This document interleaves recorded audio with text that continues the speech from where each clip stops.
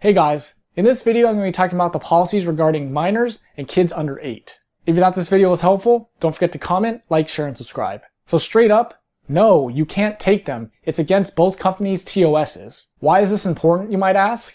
I know you're saying, oh, it's fine, nobody's going to find out. Sure, that's true if you don't get into an accident or get caught. But if you do, your life is going to be turned upside down. And that's why it's not okay and not worth the risk. And I'll explain why. Under both companies' TOSs, minors under 18 not accompanied by an adult, or kids under 8 or under 4'9" without a booster seat can't ride with you. In both cases, if you get into an accident, Lyft and Uber won't cover the expenses because you violated their TOS, which means you're going to have to pay out of pocket for everyone. So you're going to be in a world of hurt if you take this risk and it backfires.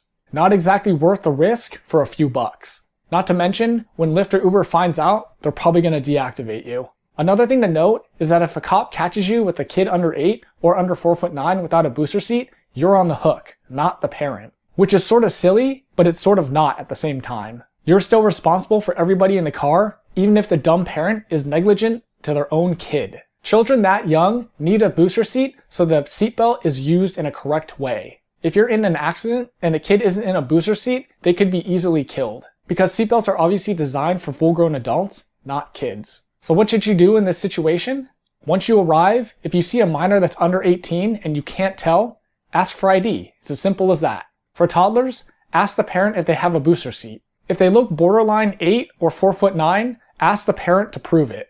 The risk is all on you in this case, so if you don't feel comfortable with it, that's tough for the rider. If you want to mitigate this risk further, you can carry your own booster seat, that way you don't have to worry about toddlers. And that expense you can write off. If they don't pass the test and are under 18 or under 8, tell the passenger sorry, it's against both companies' policies, and especially for the toddler, it's also against the law. If they start complaining and say, oh, I've done this before with other drivers, just tell them that those drivers were willing to take a really big risk that you're not willing to take. Easier said than done, but that's what you need to tell them. Because I know I don't want to get deactivated. Then, drive off, wait the clock out, and get your cancellation fee.